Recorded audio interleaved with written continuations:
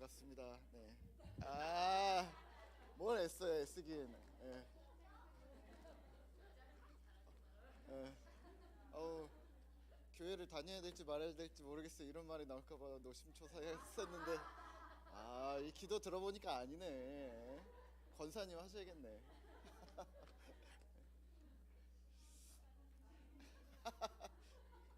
오늘 칭찬 들었으니까 이따 커피 쏘세요.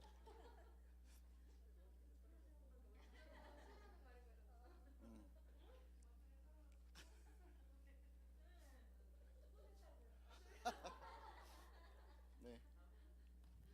이거 프린트 한 장만 주세요. 저 남은 거. 네. 자, 오늘은 우리 사과입니다. 사과. 구원의 확신 있으세요? 네. 네. 자, 질문 하나 드릴까요? 네, 여러분들은 구원의 확신 있으십니까? 네. 네.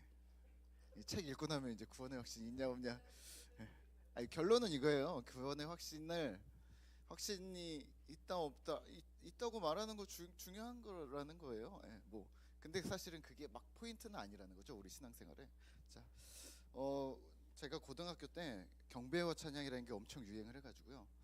예, 막 화요 집회, 목요 집회 그랬었는데 제가 살던 동네에서는 어, 목요일이었어요. 그래서 목요 집회에 학교 되게 선생님들 무서운데 땡땡이 치고 도망가서 예, 경배와 찬양을 드렸어요. 그때는 어떤 마음으로 드렸냐면, 아, 내가 지금 세상 공부가 중요한가? 내가 하나님 섬기는 게 훨씬 더 중요하지. 그러고서 맞으면 맞지, 걸리면 하나님 뜻이고 안 걸리면 은혜고.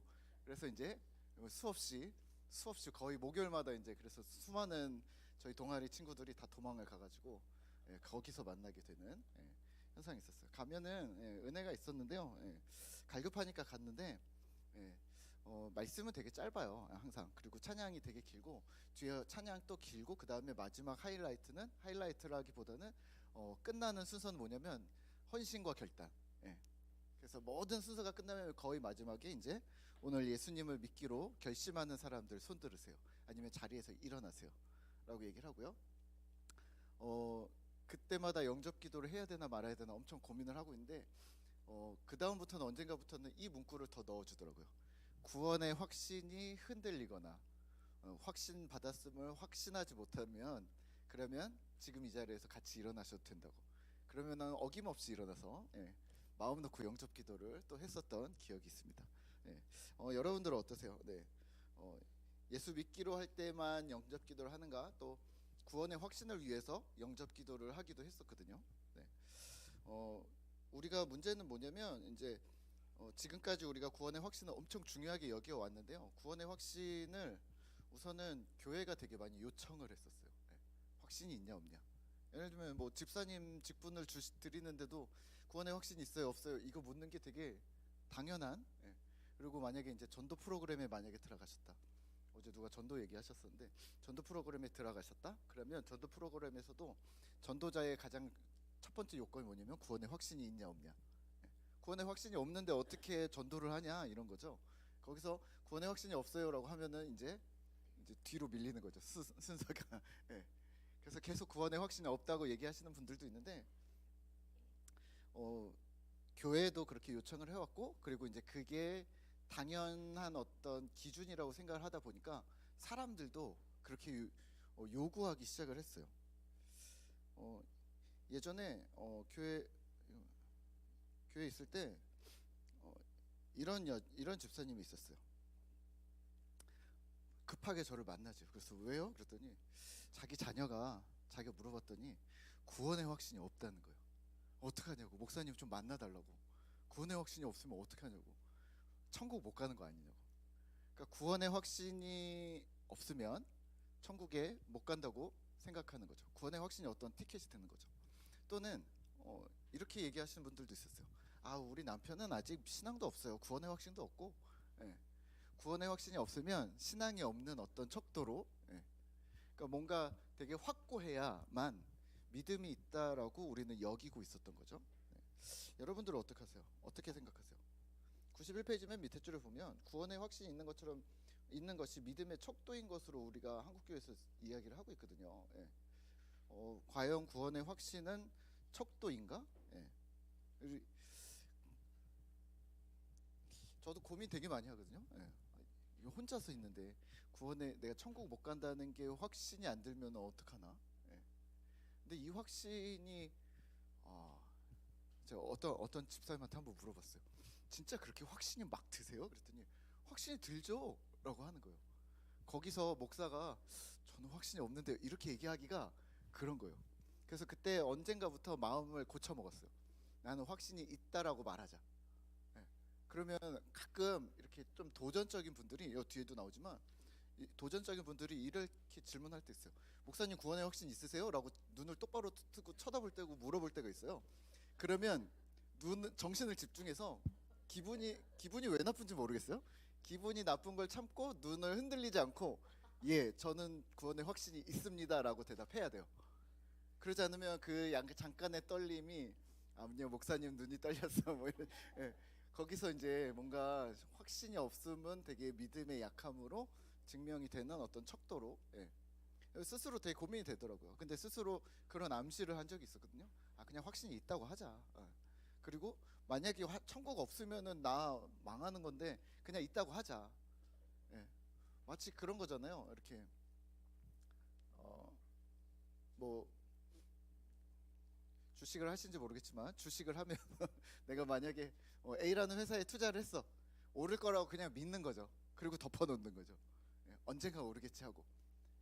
마찬가지 않을까요? 예, 우리가 하나님을 믿고 예수님을 믿는데 거기서 구원의 확신이라는 게 그냥 덮어놓고 믿으면 언젠가는 도달하지 않을까? 예, 그거는 과정은 잘 모르겠지만 이렇게 얘기하는 것이 아닐까? 근데 그게 이제 나 개인적으로 스스로에게 잣대를 들이밀기 시작하면 스스로는 고민이 엄청 되는 거죠. 밖으로는 표현 못하고. 두 번째는 다른 사람들, 예, 다른 사람들이 믿음이 있냐 없냐. 예, 그렇게 얘기하시는 분들에게 질문은 안 하지만 사실은 되게 묻고 싶어요. 스스로 구원의 확신을 그러면 확신하고 계시냐? 네. 거의 대부분의 남성분들은 확신이 있냐고 물어보거나 아니면 믿음이 있냐고 물어보면 잘 대답을 못해요.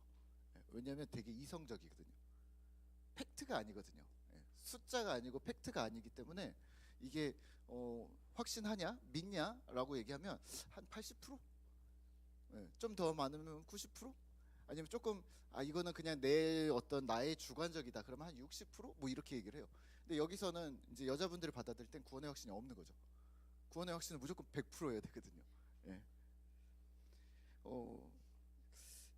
이런 부분들에 있어서 구원의 확신을 우리가 확신이라고 이야기를 할 수 있겠는가? 네. 자 그렇다면 92페이지 보시면 죽음에 대한 여러 종교의 시각 나오기 전에 구원의 확신이란 무엇일까요? 라고 얘기를 하는데요. 다른 종교 이야기를 막 합니다. 뭐 불교 이야기도 하고요, 도교 이야기도 하고 유교 이야기도 하고요. 네, 한번 읽어보시면 되겠고요. 네, 종교들을 이야기하는 이유는 돌을 닦는 종교들은 죽음에 대한 이런 태도를 갖는다는 거죠. 그러면 우리도 이렇게 얘기하잖아요. 기독교라고 해서 우리도 돌을 믿는다라고 돌을 닦는 사람들이라고 하나의 어떤 수행을 하는 사람들이라고 볼 거 아니에요? 다른 종교에서도. 그렇다면 그런 측면에 있어서 우리는 죽음에 대한 태도를 어떻게 가졌는가? 되게 얄팍하다는 거죠. 그게 그냥 믿으면 구원받아 이미 끝났어 라고 되게 쉽게 얘기해버리는. 근데 뭐 종교들이 다 쉽게 얘기하지 못하거든요. 예. 자 그러면 구원의 확신을 가진 그리스도인들, 예. 구원의 확신 그리스도인들을 보면은 비종교인들이나 타 종교인들은 돌을 닦는 게 진짜 맞나? 라는 생각이 드는 거죠. 또 우리 기독교 안에서도 진지하게 우리가 지금 얘기하고 있는 진리를 탐구하고 있는 사람들, 진지하게 성경을 탐구하고 진리를 탐구하는 사람들은 이게 도가 맞나? 이렇게 쉽게 얘기할 수 있나? 라는 이야기들을 우리는 하는 거죠. 심사숙고가 되게 결여되어져 있다고 보이는 거죠. 되게 단정적으로 보이는 거고. 왜냐하면 예수를 오늘 믿는 순간 구원받았다고 하니까. 네. 근데 네 맞습니다. 네, 우선은 신분적인 변화는 있는 거죠. 근데 실제로 도를 이루어가는 사람 입장에서는 우리가 성품이라고 하잖아요. 성품이 이루어지고 우리의 삶이 변화되는 것은 사실은 도를 닦는 수행이 맞는 거죠. 이게 너무 가벼워 보이는 거죠. 예. 그래서 타 종교에서는 우리를 되게 가볍게 보거나, 예. 여기 우리 프린트에 보시면, 예. 우리를 무리하게 여기거나 가볍게 여기게 되는 부분이 있는 거죠. 또 우리 내부에서도 이렇게 보는 거죠. 예.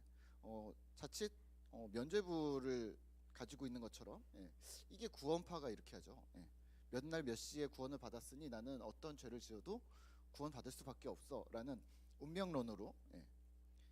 면죄부는 아닙니다. 네. 그리고 면죄부가까지는 아니더라도 자기 암시를 할 수 있거든요. 아니야 그래도 나는 하나님의 자녀야, 그러니까 괜찮아. 괜찮은 거 맞는데 그러면 빨리 돌이켜야 되거든요. 근데 돌이키려 하지 않으면서 괜찮아라고 얘기한다면 이게 면죄부라는 거죠. 예. 그러니까 괜찮아라고 빨리 다짐하고 빨리 삶의 방향을 바꾸시는 거, 움직이는 거 되게 중요하다는 거예요. 네.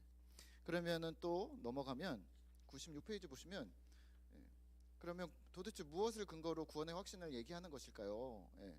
일반적으로 그 근거는 자신의 체험에 있는 경우가 많습니다. 어떤 체험이 있다, 과거에 어떤 체험이 있었다, 그러면 확신이 되게 명확해지는 거죠. 네. 어떤 병 고침의 체험, 어떤 은사의 체험, 또는 어떤 위기 탈출, 네. 경제적인 어려움이나 뭐 사업이나 이런 것들의 환경들을 넘어섰을 때 그때 확신을 또 하게 되는 거죠.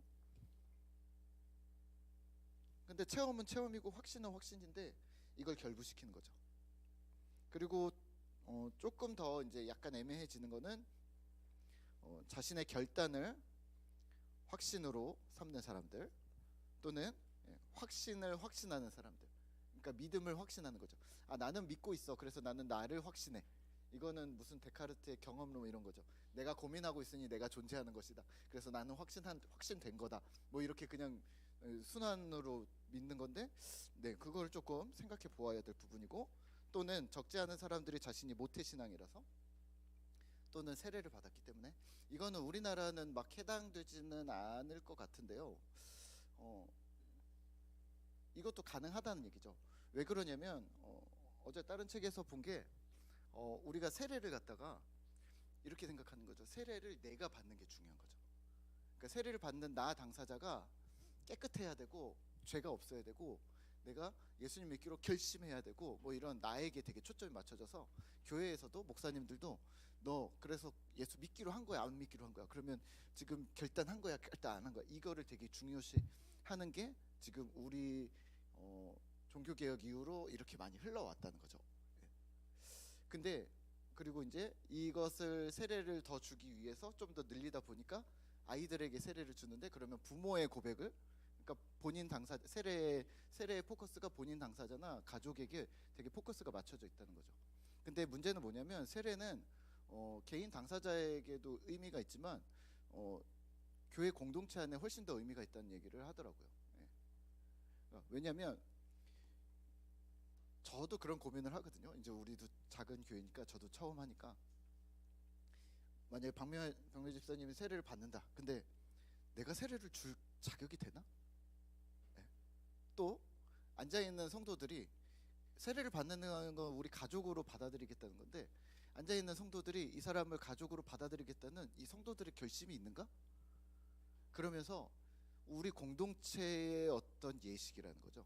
공동체가 예식을 하면서 저 사람 우리 가족이구나, 인식. 그러면 그 다음부터 만날 때 저 사람 내 가족이야 라고 인식해야 된다는 거죠. 근데 이게 막 희석이 돼버린 거죠. 우리가 큰 교회에 있거나 아니면 지금까지 있었던 교회들을 경험한 바에 의하면 누가 세례받는지 몰라요. 예. 저도 행정 목사를 하거나 이제 부서를 하면서 우리 부서 애들이 세례받는 거 알지? 그러니까 중요하니까 그냥 가서 자리를 지켜주고 축하를 해주고 그냥 축하합니다 악수 정도는 해줄 뿐이지, 이 사람이 진짜 내 가족으로 받아들여지지 않는 거죠. 예. 세례를 내 걸로 생각한다면 지금 이게 가능한 거예요. 나는 스스로 결단했어, 그래서 나는 세례를 받았어, 그러니까 난 구원의 확신도 있지 않을까? 라고 생각할 수 있게 되는 거죠. 근데 그 세례를 개인에게만 오롯이 넘기면 공동체에 얻는 유익들을 잃어버린다는 얘기인 거죠. 그래서 세례도 그렇게 볼 수 있다. 예. 자, 그러면 성경은 이에 대해서 어떻게 얘기를 하고 있을까요? 그리고 또 성경에 얘기하기 전에 우리는 구원에 대해서, 구원의 확신에 대해서 가지고 있던 생각을 어떻게 가지고 있었을까요? 여러분들도 1번, 2번, 3번, 4번, 5번, 6번 중에 이러한 것들이 있었나요? 아니면은 어떻게 나는 어떤 부분이었던 것 같아요라고 생각하고 있었나요? 여러분들은 어떠세요?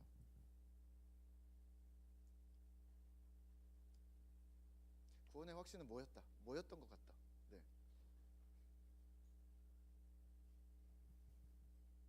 여기서 고르셔도 돼요. 네.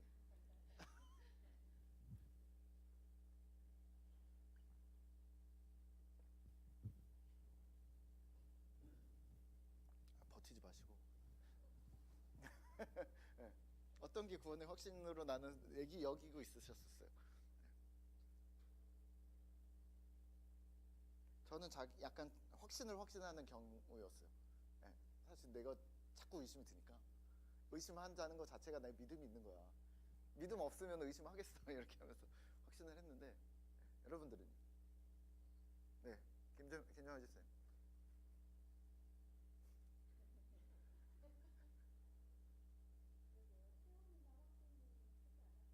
음,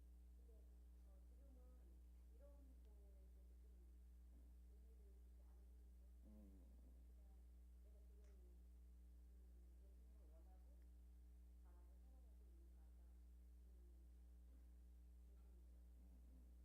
그래요. 네. 또 다른 집사님들은요? 네.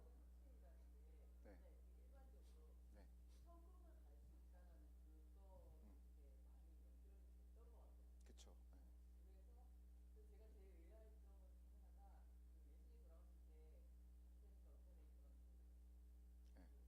네. 네. 갑자기 헷갈리네. 네. 네. 네. 그쵸.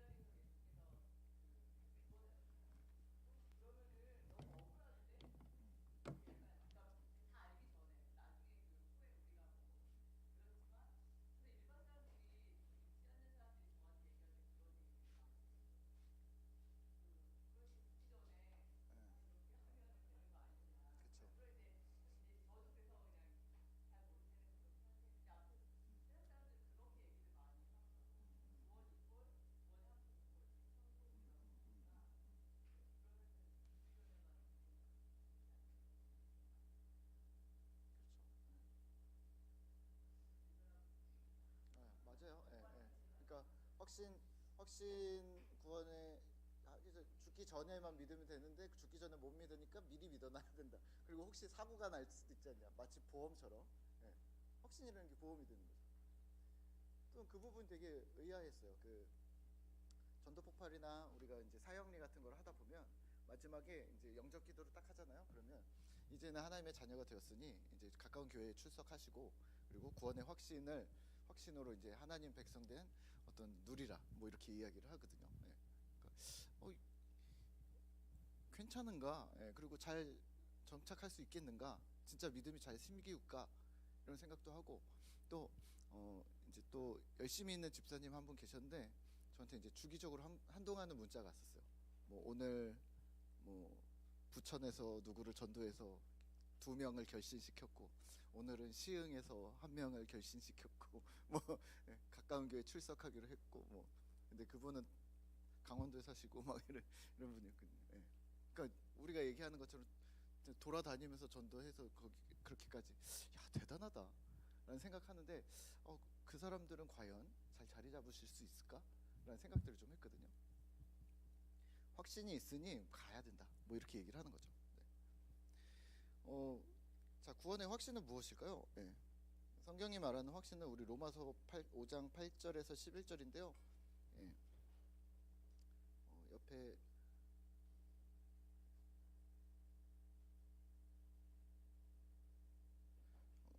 프린트를 볼까요? 네. 한번 같이 읽어볼까요? 세번역 성경으로 해놨습니다. 그러나 우리 죄인 되었을 때 그리스도께서 우리를 위하여 죽으셨습니다. 이리하여 하나님께서 그들의 자기한 사랑을 실증하셨습니다. 그러므로 지금 우리가 그리스도의 피로 의롭게 되었으니 그리스도로 말미암아 하나님의 진노에서 구원을 얻으리라는 것은 더욱 확실합니다.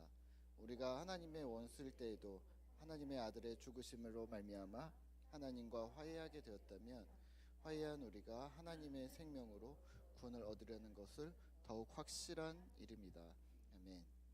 네. 우리 개역개정 성경에서는 확실이라는 단어가 11절에서는 안 나오거든요. 네, 근데 확실이라는 단어를 되게 많이 쓰고 있어요. 그리고 이 책에서도 지금 확실이라는 단어를 많이 사용을 하고 있습니다. 네. 자, 그러면 성경이 말하는 확신은요, 확실하다는 구원이 무엇인가? 구원은 뭐냐면 우리가 잘 알고 계시는 것처럼 인간의 상태가 죄인이었다. 그리고 인간은 악하다라는 이야기, 그리고 인간에게는 소망이 없다, 그리고 하나님의 진노를 얻은 죄인이다라는 이야기를 하고 있고요. 그리고 100페이지 보시면 하나님이 하신 일 해서 그런 면에서 인간의 상태는 절망적인데요. 이런 절망적인 인간을 하나님께서 예수님을 통해서 우리에게 구원해 주신다는 이야기를 하는 거고요. 그리고 진한 글씨로 하나님의 목적 이렇게 나오잖아요. 101페이지에 보시면 여기서 8절에 이리하여 하나님께서는 우리들에 대한 자기의 사랑을 실증하셨습니다 라고 얘기를 해요. 여기서 실증했다는 말은 증명했다는 말입니다. 네. 증명했다. 그리고 101페이지 밑에서 세 번째 줄에 몇 줄 내려가시면 우리에 대한 지극한 사랑을 실제로 보여주셨다는 거죠. 그러니까 실증이라는 단어는 실제로 보여주셨다 혹은 실제로 증명했다 이런 단어로 이해를 하시면 될 것 같아요. 그리고 하나님은 예수님을 통해서 자기의 사랑을 확인시켰다는 거죠. 증명했다는 거죠. 네. 그리고 예수님의 죽음과 결과 103페이지 보시면 예수님의 죽음과 결과, 그래서 예수님으로 인해서 우리가 의롭게 되었다라는 이야기를 하고 있습니다. 그래서 104페이지 보시면 구원의 확신과 성경과 근거 그 윗부분에 보시면요, 윗단락에 보시면 104페이지 두 번째 줄에 보시면요, 세 번째 줄에 보시면 이것이 믿음입니다. 예수님께서 하나님이 역사 속에 오셔서 그 일을 행하셨다는 사실을 전인격적으로 수용하는 것, 그것이 믿음이고요. 정말 그렇게 하셨습니까? 그렇다면 제가 그것을 받아들이겠습니다. 이게 인정인 거죠. 인정. 그리고 제가 그 기초 위에서 인생을 살겠습니다라고 삶의 목적과 방향을 바꾸기로 결심하는 거죠. 결단인 거죠. 그래서 이 두 가지가 들어가면 우리는 이것을 믿음이라고 부릅니다.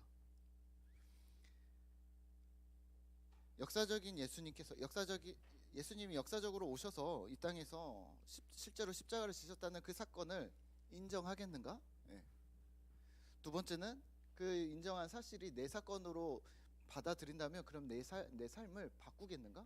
그래서 결단하겠는가? 이게 믿음이라는 거죠. 지금 풍성한 삶의 기초, 초대, 첫걸음에서 동일한 이야기들을 계속하고 있어요. 믿음은 뭐냐면 실제 팩트를 인정하는가? 그리고 두 번째는 삶의 방향과 목적을 바꾸겠는가?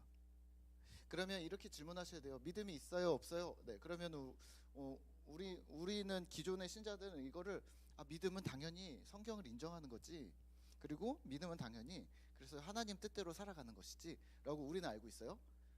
근데 우리가 우리의 자녀들이나 아니면 아직 예수를 모르는 비신자들에게 복음을 전할 때 믿으세요라고 한 단어로 하시는 것보다는 성경에 기록된 사실을 그러면 실제 사건이라고 인정하겠습니까? 라고 질문하시고, 두 번째는 인정한다면 그게 내 사건으로까지 받아들여진다면 그러면 나의 삶을 바꾸기로 지금 결심하겠습니까? 라는 질문 두 가지가 들어가셔야 된다는 거죠. 실제로 이렇게 첫 번째, 두 번째 질문을 성경을 인정합니까?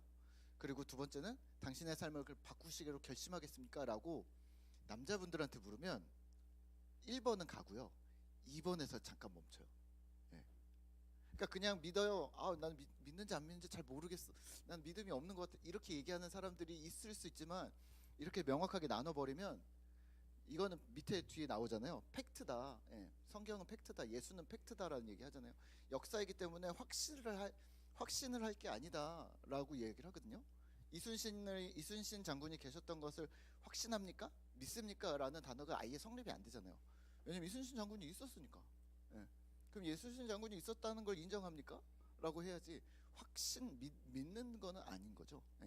마찬가지로 예수 그리스도께서 이 땅에 오셨음을 믿습니까? 하나님의 아들이심을 믿습니까? 이 부분을 그러면 믿습니까? 라고 물어보지 마시고 인정합니까? 성경에 기록된 사실들이 실제 사건임을 인정합니까? 그러면 인정한다고 하시는 분들이 생각보다 되게 많아요. 진짜 많아요. 근데 이제 그 다음에 나의 것으로 가져와서 나의 삶을 바꾸는 데는 그때는 시간이 좀 필요한 거죠. 그게 바로 들어가면 너무 감사한 일이죠. 예. 그래서 오늘부터 확 바뀌어. 그러면은 예.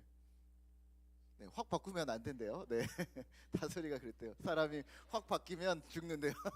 예. 근데 확 바뀌지 않고 조금씩 바뀌어 나가는 거죠. 예. 확 바뀌는 사람들이 있죠. 근데 우리는 사람이 확 바뀌는 케이스를 너무 많이 봤으니까 간증을 통해서. 근데 확 바뀌는 케이스보다는 점진적으로 바뀌는 케이스가 훨씬 더 많습니다. 우리는 이를 탐구라고 부릅니다. 예. 예.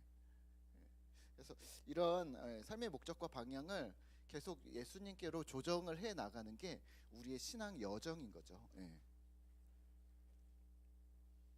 자, 그렇다면요. 자, 구원 확신의 성격과 근거입니다. 네. 자, 구원의 확신은 뭐냐면, 그러면 구원의 확신 105페이지 두 번째 줄을 보시면 구원의 확신은요, 구원을 받았다는 과거적인 영역보다 미래에 구원받을 것을 확신한다는 미래적인 요소가 강조되어져 있습니다라고 이야기를 합니다. 이 로마서 부분에서는. 그런데 명확하게는 구원의 삼중 시제라고 이야기를 말을 붙이셨어요.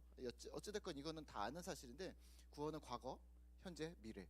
과거는 뭐냐면 사실은 방금 말씀했던 성경에 일어난 사실, 예수 그리스도가 십자가에서 죽으셨다는 사실, 그래서 내 죄가 사해졌다는 사실을 인정합니까? 과거인 거죠. 예, 끝난 거죠. 그리고 현재, 그래서 나는 삶을 바꾸고 있습니까? 라는 거죠. 현재. 그러면 나는 예수님 오셨을 때 구원받을 거라고 나는 기대합니까? 소망합니까? 이거를 우리는 이것도 확신이라고 부르는 거죠. 그러니까 구원의 확신을 과거, 현재, 미래 이렇게 해갖고 우리가 어렵게 만들어 놨지만, 그냥 좀 자세히 잘 생각을 해보세요. 아, 일어난 사건, 그리고 현재 나는 어떻게 하고 있는가? 그리고 예수님 미래에 오시면 천국 가겠지 당연히.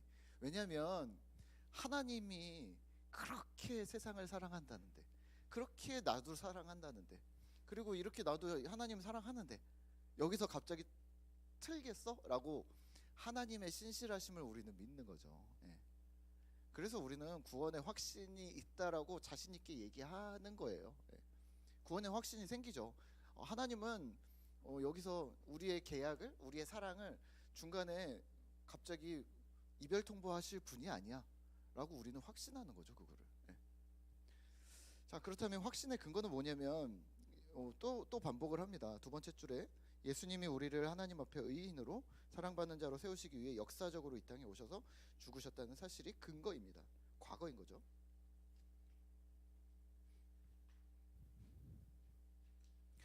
자, 그리고 다음 장에 보시면요, 네. 106페이지 첫 번째 줄에 이게 확실한 일이라고 10절에서 나오고 있고, 우리의 미래의 구원의 근거를 하나님의 과거에 하신 일에 뿌리를 두고 있습니다 라고 얘기를 합니다. 하나님은 그럴 뿐이 아니야 라는 어떤 신실하심을 우리가 당연히 유추될 수밖에 없다는 거죠.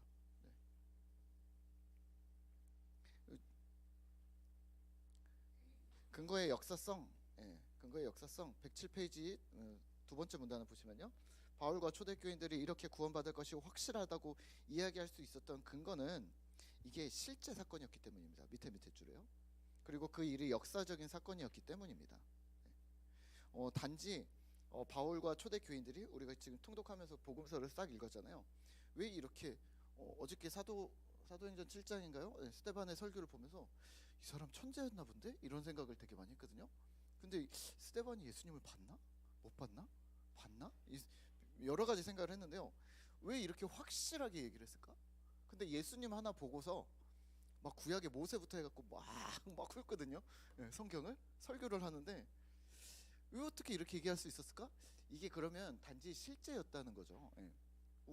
저는 사실은 부끄러운 얘기인데 고등학교 2학년 때까지, 1학년 2학년 때까지 제 전도를 나갈 때까지 제가 성경이 기독교에만 있는 책인 줄 알았어요. 그러니까 실제 사건이 아니라고 생각을 했어요. 그러니까 뭐 4대 성인 뭐에 예수가 들어간다는 게 약간 말이 안 된다고 생각했어요. 아니 이건 진짜가 아니라 그냥 우리가 믿는 보이지 않는 신인데 왜 성경이, 아니 왜 교과서에 4대 성인에 이렇게 예수가 하나 들어가지? 소크라테스 이렇게. 근데 전도하면서 나가면서 일반 사람들을 만나면서 알게 됐어요. 아, 성경을 일반 사람들도 읽어? 그리고 이게 진짜 있었던 일이야? 라는. 그러니까 믿음으로 있었던 일이라고 믿었던 거지 실제 진짜 역사에 뭐 이순신 장군이나 뭐 유관순 뭐 이런 것처럼 진짜로 우리 역사에 있었다는 사실을 저는 생각을 못했어요. 왜 그랬는지 모르겠어요. 조금. 예. 근데 사도행전의 스데반의 설교를 보면서 이 사람이 되게 확실하게 얘기할 수 있었고 둘둘 술술술술 훑을 수 있었던 이유는 자기네 역사니까. 예. 예. 우리도 그런 거 있잖아요. 우리의 역사. 당군 할아버지로부터 시작해가지고 뭐 강감찬 막 세종대왕 막 이렇게 우리가 뭐 보지 않아도 어느 정도는 훑을 수 있잖아요. 그렇게 오늘 스데반이 그렇게 설교했다라고 보시면 역사적인 사건이니까, 그리고 우리나라의 사건이었다면 우리도 그렇게 얘기를 했겠죠. 예. 뭐 6.25가 있었다는 것을 믿는가? 아니죠. 그냥 현실이었던 거죠. 현실. 예. 그렇다면 이 현실을 말하는 사람들을 우리는 증인이라고 불렀던 겁니다. 그래서 그 밑에 줄에 보시면 기독교는 증인의 종교입니다. 초대교인들, 즉 예수님이 하신 일을 눈으로 보고 경험했던 자들이 주변 사람들에게 그것을 증언했습니다. 생명을 걸고서 말입니다. 108페이지에요. 문단 나눠진 데 보시면 문단 나눠진 108페이지 밑에서 세 번째 줄에 보시면, 그렇다면 사람들이 이것을 받아들일 수 있는 것은 증인들의 신실성에 달려 있습니다. 증인들인 우리가 정말 생명을 걸고서라도 이 사실을 전하려 하는가에 있는 것이죠. 네. 자, 예수님이 그러면 실제로 있었던 사건이에요? 사실이에요? 6.25처럼? 예. 그러면 그 이야기를 얘가 얘기했어요. 근데 그것을 사람들이 믿냐 못 믿냐, 아니 믿냐 못 믿냐는 둘째 치고 너무 이렇게 어렵게 하지 말고 인정하냐 못 인정하냐. 진짜 그런 일이 있었어? 야, 6.25가 있었대? 그런 일이 있었어? 나 너무 못 믿겠어.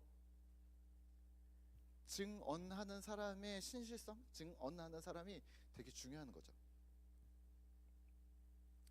저희 첫째가 거짓말을 잘해요. 예, 그래갖고 우리가 자꾸 얘기를 해요. 예.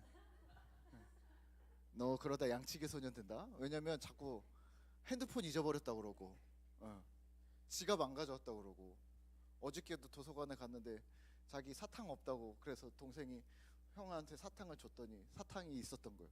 그러다 낄낄거리면서 속았지 이러는 거예요. 예. 너 그렇게 하다가 양치기 소년 된다. 왜냐면 네가 하는 말은 뭐든지 믿을 수 없어.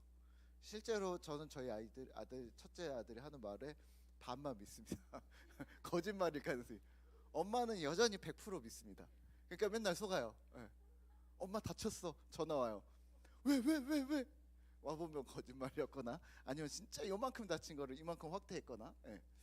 너 그러다가 진짜 너의 그게 성품이 되어버려. 지금은 너는 재밌을 수 있지만 네가 개그맨 할 게 아니면 만약에 네가 진짜 중요한 뭐 학교 선생님이나 이런 걸 했는데 애들이 선생님 그 말 못 믿겠어요라고 하면, 그런 선생님들이 있었잖아요. 예. 마찬가지인 거예요. 예. 그 사람의 평소 어떤 언행 심사나 신실성, 그게 되게 중요한 부분에 달려 있다는 거죠. 예. 그렇다면 우리는 예수님이 진짜 계셨었어, 그리고 나는 예수님을 믿어라는 이야기들, 그분을 따라라는 이야기들을 할 때 되게 중요한 것은 108페이지 문단 나눠지는데 그 방금 읽었었던 문장이 한 7번 위에 같은 문단 첫 번째 줄에 보시면, 그리스도인들이 이 땅에서 신실해야 하는 이유가 여기 있습니다. 우리가 열심히 살아야 되고 바르게 살아야 되고 그러니까 웃지 말고 진지하게 살라는 얘기는 아니에요. 예. 그러니까 저 사람은 돈 떼먹지 않아. 저 사람은 도망가지 않아. 저 사람은 뭐 그래도 허튼 일을 벌리진 않아라는 우리가 어떤 심정적인 믿음이 있잖아요. 사람에 대한 신뢰. 그런 신뢰가 되게 중요하다는 거죠. 예.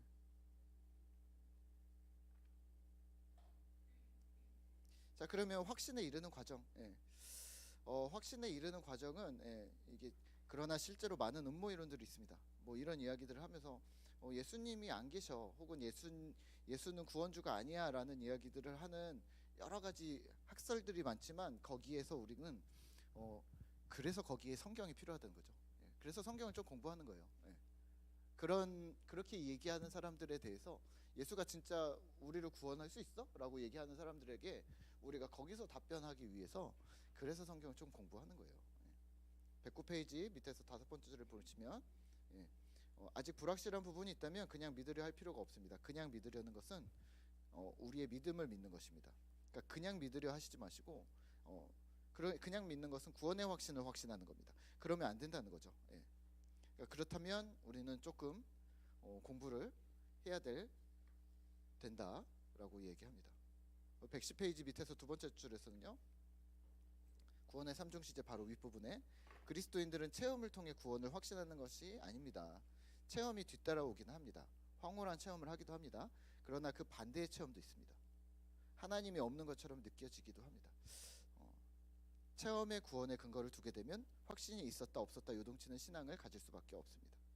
우리는 체험으로 확신을 갖는다고 이야기하잖아요. 김영구 목사님은 변증을 되게 잘하시는데 이렇게 얘기를 해요.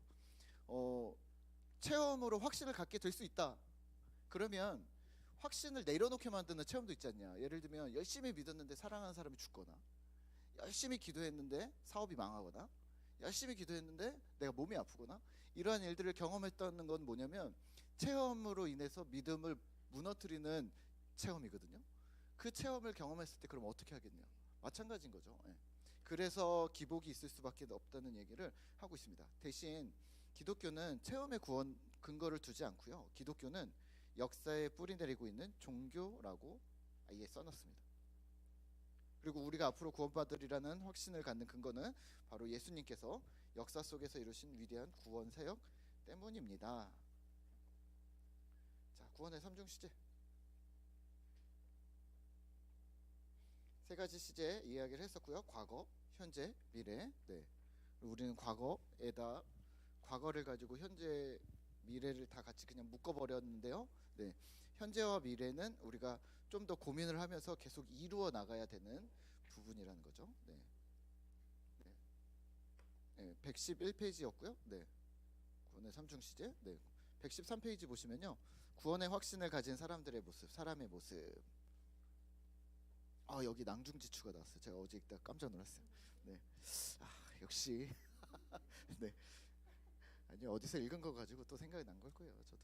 네. 자, 구원은 우리가 확신하느냐 마느냐가 중요한 것이 아닙니다. 네. 그냥 구원은 확신이 있냐 없냐가 아니라 구원은 그냥 드러나는 것이다. 제가 항상 말씀드리거든요. 그래서 결론이에요. 구원은 확신이 아니라 확신보다 중요한 확증입니다. 이게 증거라는 거죠. 드러나는 거죠. 예. 확신은 구원의 확신은요. 아니 어떤 확신이든 확신은 나에게는 없습니다. 네. 내가 가지고 있는 건 없습니다. 왜냐하면 이 생각을 해보세요. 이렇게 불안정한 나에게 어떤 확신이 있다고 생각한다면 좀 불안하지 않으세요? 나도? 우리가 어디서 이제 회비 같은 거 모았는데 만약에 저에게 맡기셨어요? 그러면 우리가 농담으로라도 이렇게 얘기하잖아요. 지금 나한테 지금 이게 뭐 10만 원이라도 되는 거 있으면 지금 나 믿는 거야? 나도 나를 못 믿는데 지금 너네들 나를 믿고 지금 나에게 맡기는 거야? 다른 사람이 맡는 게 낫지 않겠어? 라고 한 번 더 점검하잖아요. 이게 그냥 빈말이 아닌 거죠. 왜냐하면 인간에게 확신할 수 없다는 것을 우리는 이미 너무 잘 알고 있는 거죠. 인간에게는 확신이 아닙니다. 예. 자, 그렇다면 확신은 누구에게 있냐면 구원의 확신은 예수님께 있는 거예요. 예. 구원의 확신이 예수님께 있으니 우리는 흔들리지 않을 수 있는 거예요. 그리고 구원의 확신이 예수님께 있으니 예수님이 이렇게 얘기하는 거죠. 하나님이 뭐냐 구원 받았어 안 받았어? 라고 물어보실 때 예수님이 얘 구원 받았어요. 왜냐면 내가 알아요. 나한테 그 증거가 있거든요. 내가 확신해요. 라고 얘기해 주는 거죠. 그래서 그거를 우리는 보혜사라고 부르는 거죠. 중보자, 보혜사. 예. 중간에서 하나님 앞에서 얘 이런 사람이에요 라고 변론해 줄 수 있는 그 변론자가 바로 예수님인 거죠. 그래서 확신, 예. 확실한 물증, 확신, 이거는 예수님께 있는 거죠. 법원에서 변호사가 만약에 저의 어떤 뭐 영화 같은 거 보면 있잖아요. 하여튼 되게 많이 나오는데 하여튼 그 누구야? 소지섭 나오는 영화가 있었어요. 하여튼 뭐 이렇게 모르겠어요. 고백 맞나? 맞는 것 같아요. 하여튼 그 있잖아요. 걔랑 했고 근데 뭐 이렇게 누구 죽였냐 안 죽였냐 얘기하는데 변호사가 와가지고 나한테는 진짜를 얘기해줘야 된다. 그래야 내가 당신을 제대로 변호할 수 있다. 그러니까 팩트를 알아야 나는 변호해줄 수 있다. 그러면 우리는 예수님이 우리의 변호사라면 팩트를 예수님께 얘기해주는 거죠. 예. 그러니까 변호를 하는 사람은 이 사람이 결백하다는 확신을 가지고 변호를 하는 거죠. 예. 사실은 모를 수도 있죠. 근데 하여튼 이 사람이 결백하다는 증거와 확신을 가지고서 이 사람 서로 이제 신뢰관계를 가지고서 이제 변론을 하는 거죠. 예. 우리도 마찬가지로 예수님께 확신을 드리는 거죠. 확신을. 주님께 확신이 있습니다. 저에게는 확신이 없습니다. 그럼 나는 뭘 해야 되냐면 확신이 더 확실해지도록 증거가 우리한테 드러나게 해야 되는 거죠. 여기서는 확신보다 중요한 확증.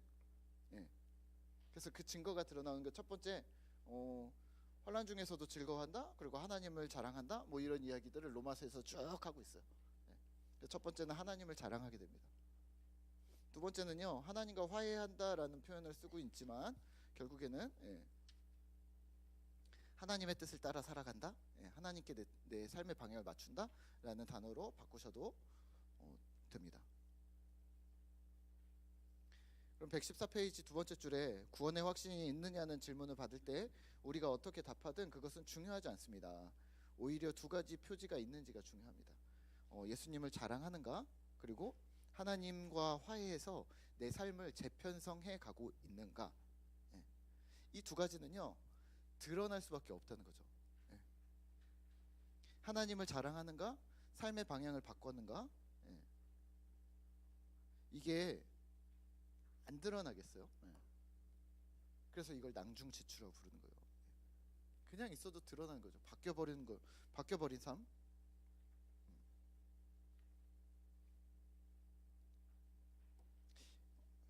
제가 자주 쓰는 예화인데 예전에 있었던 교회에서 부서에 총무님이 계셨어요. 총무님이 회사의 법률팀 뭐 이런 거였어요. 그래서 그분이 하는 얘기가 회사에서 잘 안 웃는데요.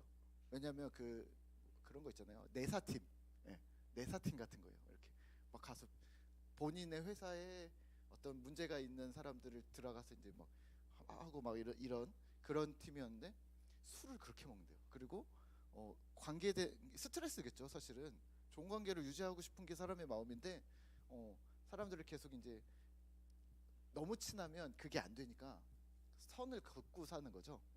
그러니까 그런 어떤 조직도 되게 세고 뭐 이런 얘기를 하시는데 그분을 우리가 어떻게 하다가 총무가 되셨어요. 근데 어느 날 저한테 이렇게 얘기를 하시더라고요.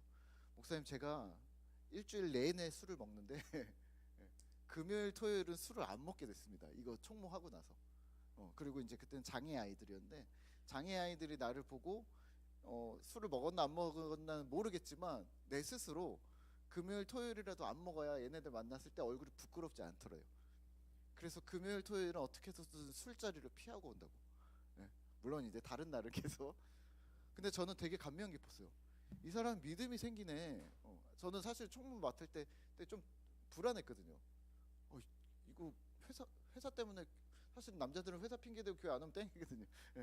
교회 안 오시고 이러면 어떡하나 이런 생각을 했는데 자기가 금요일 토요일 그 막 아침부터 나와가지고 막 차량 운행하고 막 선생님들 왔냐 안 왔냐 막 전화하고 막 이런 거 보면서 이 사람에게 믿음이 생기네. 그거는요, 믿음이 실제로 우리가 이만큼 있냐 저만큼 있냐 우리는 판가름할 수 없지만 저는 이 두 번째 삶의 방향을 바꾸었다라는 어떤 결단이 이미 믿음이 들어가고 있다는 어떤 증거라고 보거든요. 물론 이게 증거입니까라고 뭐 그래서 예수님 얼마나 아는데라고 따지시면 할 말은 없죠. 근데 삶이 바뀌어지는 이런 낭중지추 같은 숨겨지지 않는 삶의 모습이잖아요. 회사 사람들은 얼마나 깜짝 놀랐겠어요. 아니 저 사람이 힘들고 고단하고 이렇게 조직적인 상황에서 술을 마시러 안 가? 그 스트레스를 어떻게 풀어? 뭐 이렇게 엄청난 충격일 수도 있지 않을까요? 그런 어떤 삶의 방향들이 바꾸는 것들이 우리에게서 보일 수밖에 없다는 거죠.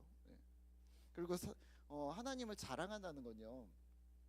막 난 예수 믿으니까 막 난 멋있어. 뭐 나는 뭐 더 좋아졌어. 난 건강해졌어. 막 이런 이야기를 한다는 게 아니라 머릿속에 교회와 하나님에 대한 생각으로 되게 많이 가득 차 있다는 거죠. 무슨 이야기를 하던 무슨 생각을 하던 무슨 말을 하던 그 이야기들이 되게 많이 나온다는 거죠. 그러니까 뭐 꼭 하나님이라는 단어, 꼭 예수님이라는 단어, 교회라는 단어가 등장하지 않아도 나는 세상을 어떻게 하면 좀 더 바르게 살을까? 어떻게 세상을 더 이롭게 할까? 또는 뭐 사람과의 관계 속에서 어떻게 하면 더 친하게 지낼까? 마음을 나눌까? 뭐 이런 이야기들을 할 때 진심을 다해야지. 또 성심을 다해야지, 신실하게 대해야지, 이런 말들이 사실은 우리가 하나님을 자랑함, 하나님의 성품을 이미 닮아가는 것이 아닐까요? 네. 오늘 큐티인가요? 내일 큐티 나오나? 뭐 하여튼 그런 말씀을 드렸었어요. 어떤 사람이든 붙잡아 놓고 1시간만 같이 1대1로 대화를 하면요, 이 사람 머릿속에 뭐가 들었는지 금방 나와요. 왜냐면 머릿속에서 무슨 얘기할까 돌고 돌잖아요. 돌고 돌다 보면 자기가 제일 편한 주제에 안착하거든요. 제일 편한 주제라 하면 자기가 제일 많이 생각하는 주제, 자기가 제일 익숙하게 많이 물 흐르듯이 그냥 쭈루룩 내뱉을 수 있는 이야기들인 거예요. 만약에 자녀에 대한 고민이 엄청 많았다 그러면 뭐 이렇게 돌다가 자녀로 멈추면 쭉 가는 거예요. 뭐 경제와 관련된 돈벌이와 관련된 이야기들을 하고 있었, 본인이 고민이 많다면 뭐 얘기하다가 거기 안착하면 거기가 멈추지 않고 쭉 가는 거예요. 물론 세상 사람들도 그렇죠. 술 마시러 가면은 했던 얘기 또 하고 했던 얘기 또 하는데, 했던 얘기 또 하는 게 뭐냐면 자기가 제일 관심 있는 얘기. 예. 그게 그냥 사람의 특색인 거예요. 사람의 특색. 그러면은 똑같겠죠. 저를 만나셔도, 목사님을 만나도 이 사람과 30분만 1시간만 얘기를 하면 이 사람 머릿속에 뭐가 들었는지 다 드러날 수밖에 없는 거죠. 그렇다면 우리는 이걸 어떻게 숨길까를 고민하시지 마시고 내 안에 뭘 채울까를 계속 고민을 하세요. 예. 어젯밤에 제가 드라마를 틀고 또, 아니 드라마를 틀고가 아니죠. 어젯밤에 빨래를 개려고 앉아서 딱 앉자마자 이제 TV 리모컨을 틀고 뭐를 틀어놓고서 빨래를 갤 것인가 하고서 이제 채널을 돌리기 시작했어요. 근데 좀 전에, 밥 먹기 전에 한번 갰거든요. 그러니까 TV를 본 거죠. 근데 밥 먹고 나서 시간 좀 나서 또 TV를 킨 거죠. 그랬더니 중독이라 TV 중독이라고. 그래서 갑자기 기분이 나쁘진 않았지만, 예, 그냥 그래, 그렇게 보인다면 뭐 이거 뭐 보고 갤 수도 있고 안 보고 갤 수도 있는데 저는 안 보고 개는 게 시간이 좀 아깝거든요. 그래서 그래, 끄고 개자. 그래서 정말 어제는 개면서 수많은 생각들을 했어요. 왜냐면 제가 잡생각이 되게 많아요. 예, 그쵸. 네, 저는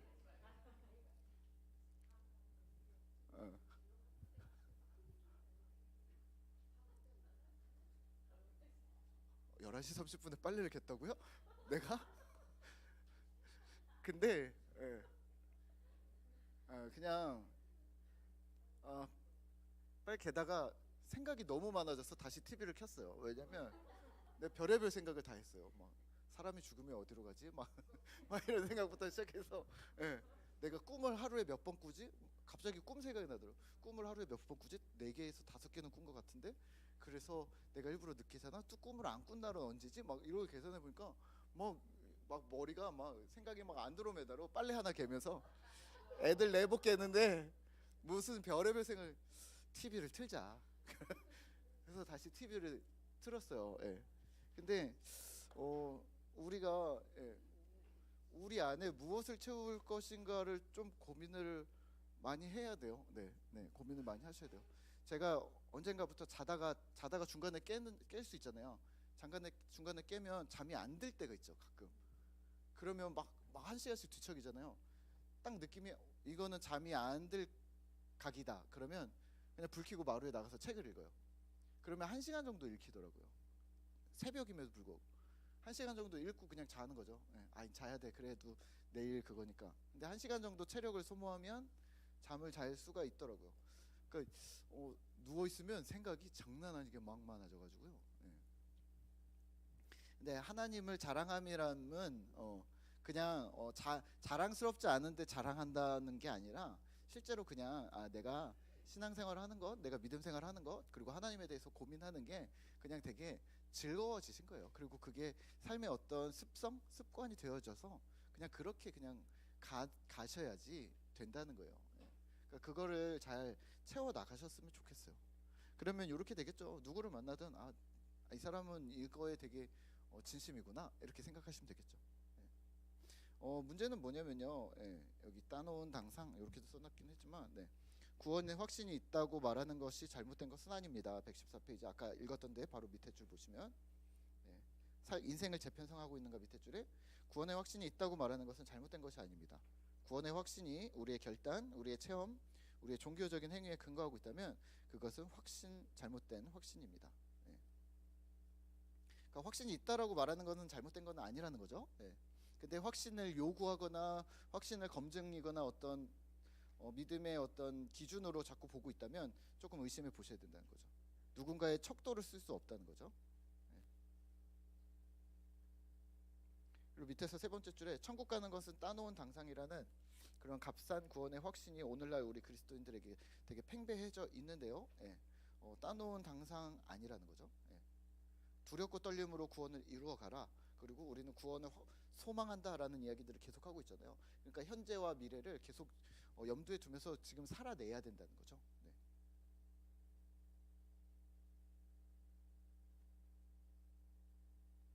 115페이지 세 번째 줄을 보시면요. 예. 구원을 받았음을 잘못 받아들여 죄를 짓고 회개하는 일을 가볍게 반복하지 않습니다. 따놓은 당상이라고 생각하는 것은 죄를 계속 반복해도 이제 무디어지는 거죠. 그러지 않으셔야 됩니다.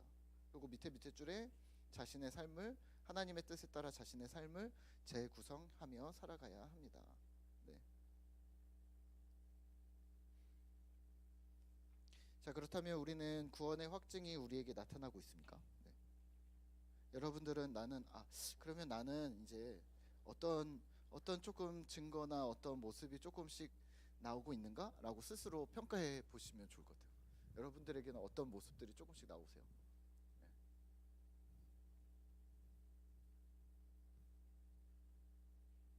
그런 것들이 있으세요? 혹은 주변에서 누군가 얘기할 수 있잖아요.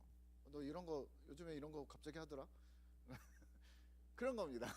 숨겨질 수 없는 거, 낭중지추, 튀어나오는 거. 예. 나의 능력이 아니죠. 예. 어떤 게 있으세요? 이것만 하고 마무리하죠. 네.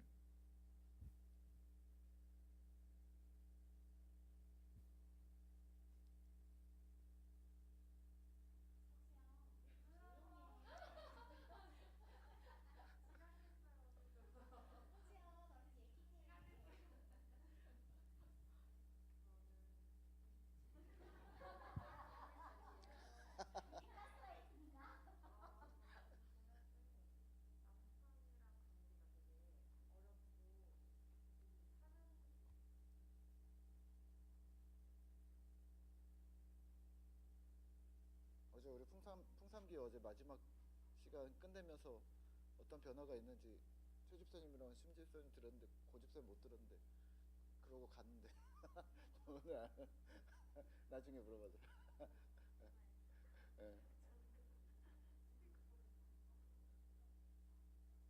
그러니까 이렇게 뭐랄까 이렇게 책이나 이런 거를 해가지고 한 텀을 끝내는 이유는 끝내고 나면 한번 돌아볼 수 있는 계기가 되더라고요. 예.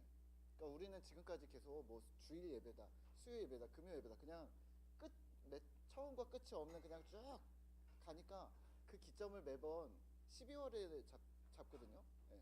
1년 동안 우리가 뭐 했는지 돌아봅시다. 저는 그것도 좋은데 더 자주 돌아봐야 된다 생각하거든요. 그거 아세요? 그 앞에 나왔던 타 종교들은 자아 성찰과 자기 반성이 되게 많아요. 예. 특히 예, 우리 설에 닮아와 놀자 하던데 그러면서 그래 이런 게 있었지 막 이렇게 봤는데 진짜 자기 성찰을 진짜 많이 해요. 예. 매일 성찰하고 뭐 불교에서 그 뛰어나신 스님들은 눕지도 않고 잠은 자시겠죠. 눕지도 않고 하여튼 하여튼 그러면서 계속 자신의 성찰. 네. 근데 그게 그것뿐만이 아니라 막 다른 종교에서는 되게 많거든요. 그리고 종교가 없는 사람들도 자아 성찰을 합니다. 뭐냐면 일기 씁니다. 일기. 다이어리에 여자분들 다이어리 예쁘게 일기 쓰고 블로그나 뭐 SNS에다 일기 쓰잖아요. 거의 대부분 일기를 비공개로 쓰는 일기도 되게 많더라고요. SNS를 우리는 다 내보낸다고 생각하잖아요. 예. 옛날에 싸이월드 할 때도 그렇고 저도 그러는데 싸이월드에 저도 비공개로 해놓는 글이 있었거든요. 예. 제가 계속 쓰는 거죠. 일기로 썼거든요. 예. 근데 페이스북이나 이런 것도 다 비공개로 해서 계속 하는 분들이 있더라고요. 그게 뭐냐면 자아성찰이에요. 일기. 예. 근데 그리스도인들은 그러면 자아성찰을 언제 하냐? 회개할 때 하죠. 회개할 때. 예. 오늘 큐티였나? 내일 큐티인가? 모르겠네. 하여튼 회개할 때 하죠. 회개할 때. 근데 그게 이제 예. 찬양하고 기도도 해야 되는데.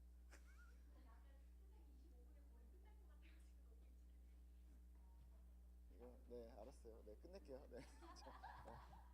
자 마무리할게요. 네. 어 결과를 만들어 내셔야 합니다. 네 그리고 결과 나온 것들을 자꾸 이야기를 하세요. 네 저는 그게 좋다고 생각해요. 네, 자꾸 들어보시고 자꾸 결과를 만들어내시고 그리고 저는 결과를 만들어내는 일들이 큐티 할 때마다 그리고 매주 설교할 때마다 한 주 어떻게 살았지? 한 주 누구 만났지? 계속 돌아보는 거죠. 그리고 또 월 말이 되면 저도 마음이 급해져요. 왜냐면 월 말이 되면 이번 달 무슨 책 읽었지? 그리고 계산해 보는 거예요. 이렇게 조금 읽었지? 그럼 더 읽어야 되는데 뭐 이런 그러니까 어떤 기점들을 스스로 좀 정해서 스스로가 좀 개발할 수 있기도 하고 또 하나님께 어떻게 좀 더 가까이 갔는가 그런 결과들을 한 번씩 내가 좀 점검을 해서 좀 더 예수님을 닮아가는 그런 우리 집사님들 되셨으면 좋겠습니다. 우리 잠깐 기도할까요? 오늘 함께 기도하기는요. 여기 밑에 써놓은 것처럼요. 우리가 얻은 구원의 근거가 무엇인지 선명하게 이해하게 도와주십시오. 실제적인 예수님이라는 거 그리고 예수님의 사건들을 인정하고 그리고 우리가 예수님을 따라 살기로 결심하는 그 결정들이 우리가 주님께 더 나아가는 믿음이라는 것을 우리가 기억하게 주님 도와주시고 또 현재 이루어가는 우리의 구원들 우리의 현실에 대해서 우리가 하나님을 생각하게 하시고 깨어진 세상을 생각하게 하시고 이 안에서 어떻게 살아갈 것인가를 결단하는 우리가 되게 도와주십시오. 우리 함께 같이 기도하고 제가 기도하도록 하겠습니다. 기도하겠습니다. 하나님 감사합니다.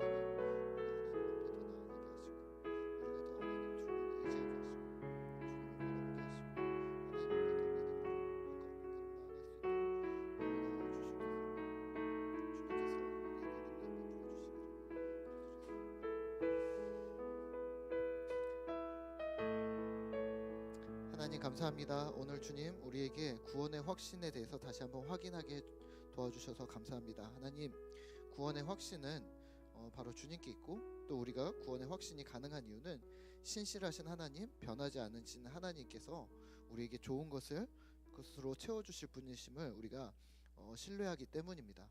하나님 현재 우리에게 주어진 과업들은 마음에서 확신을 하는 것이 아니라 우리의 삶에서 우리의 행동에서 우리의 말에서 우리의 생각에서 하나님의 일들이 드러나여지는 그러한 증거거리들이 넘쳐나게 주님 도와주시고 그 일들을 위해서 하나하나 우리가 해나가며 주님께로 우리의 삶을 재구성 재편성해 나가는 일들을 우리가 결단 있게 해나갈 수 있도록 주님 도와주시옵소서.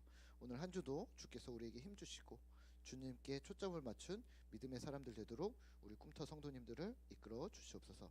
감사드리며 예수님의 이름으로 기도드립니다. 아멘.